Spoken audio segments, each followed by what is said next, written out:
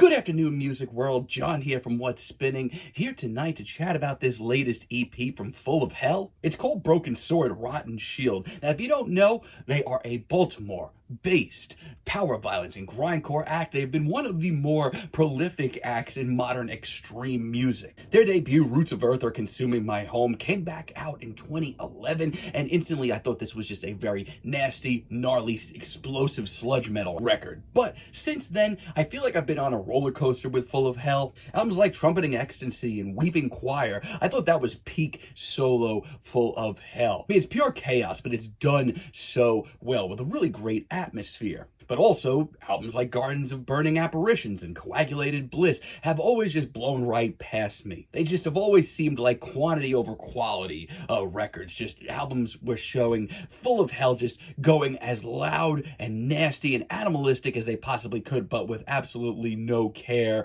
for atmosphere or writing or whatever. Heavy for the sake of being heavy, if you will. Now, if anything, I've always been more interested in a lot of Full of Hell's collaborative records. If you're interested or want to hear more, guess what? There's a lot of collaborative records. Now, leading up to this EP, though, I thought that the singles they dropped were pretty decent, actually overly decent, and honestly, this EP is really solid. The title track, Broken Sword, Rotten Shield, kicks this thing off. The dual harrowing vocals and that really memorable guitar riff makes for one of the more accessible and interesting intro tracks to a Full of Hell project I've heard in a while. It's violent, it's tight, it's completely unwound, but also seems to have a little bit more structure than I'm used to hearing from Full of Hell. From Dog's Mouth, A Blessing continues to just keep the absolutely harrowing vibes alive. It definitely keeps the intensity, but is a much more gloomier, almost doom-based sound. And even though it's just 49 seconds long, this thing is shockingly textured. Like the tracks that we're getting here, I feel like they put a lot of time and effort into it. Dare I say, the band sound like they're maturing. Corpselight's also really good. I mean, this one definitely surprised me the most. I love the sort of sci-fi synths that we get all across this track.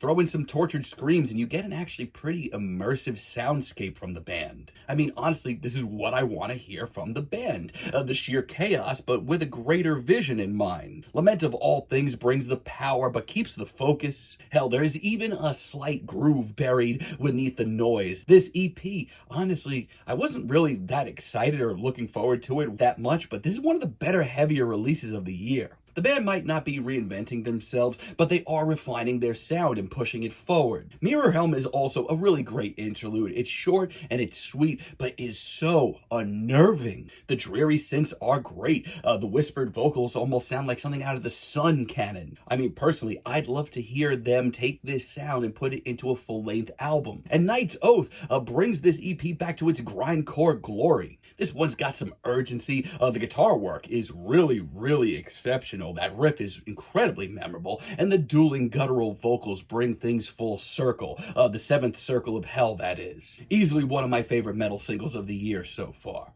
Unfortunately, To Ruin and the World's Ending is kind of a letdown as a finale. It's plodding, it's muddy, it doesn't really add anything new either. Even Cruelty's guest spot on this track is really lackluster. It's not terrible, but it just sounds like where the band's been instead of where they're going, which is everything that I've enjoyed about this EP. I mean, yeah, this EP is super short, it's about 15 minutes, but man, it's really packed. I mean, Full of Hell really sound like they really took time with a lot of these tracks. Not only are they taking a lot more risks here, they're pushing their sound further. They don't just sound like they're being heavy for the sake of being heavy anymore. And because of that, honestly, I'd rather listen to this EP than like their last 3 records. But that's just me. I'm actually feeling a decent 8 on this EP, but let me know what you all think down below. If you liked the video, be sure to give us a like, give us a subscribe. If you're feeling froggy, be sure to hit those notifications and let me know down below what you would like for me to chat about in the future. And until next time, have a great day, friends.